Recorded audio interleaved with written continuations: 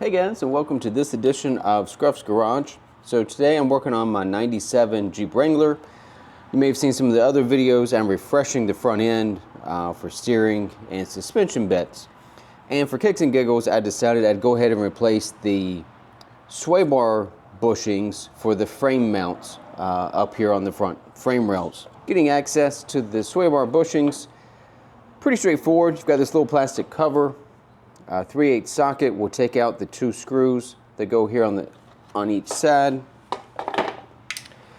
Then the sway bar brackets themselves, 15mm socket. Obviously the front ones are easy to get to. The one in the back, that would be back here. Hopefully you can see that. It's a little tricky because the grill is partially in the way. So I found success using a swivel extension or a wobble extension, and that got me just enough room that I could get in there and allows me to get that rear bolt out.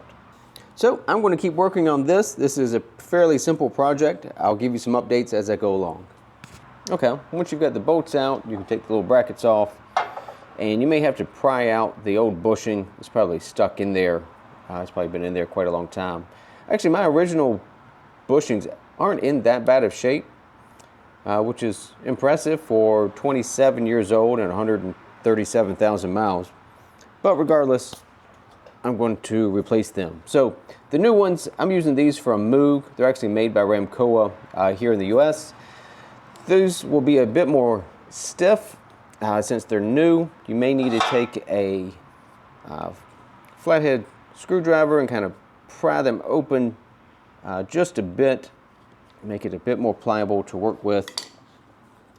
And then you've got to get it started on the sway bar, which can be a bit of a challenge sometimes.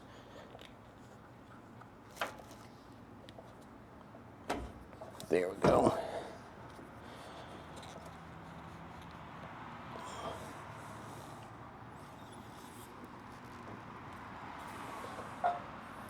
And take your bracket.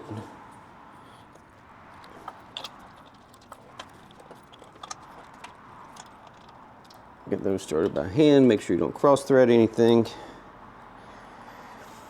And then I'm going to get the other side on it as well to make sure everything is lined up the way that it needs to be before I tighten this down. And then the torque spec on these will be 40 foot-pounds. Okay, so got the brackets back in place, got the bolts torqued to 40 foot-pounds. Next we can slide on a little plastic cover. Like I said, that is just held on by these little screws here on the side.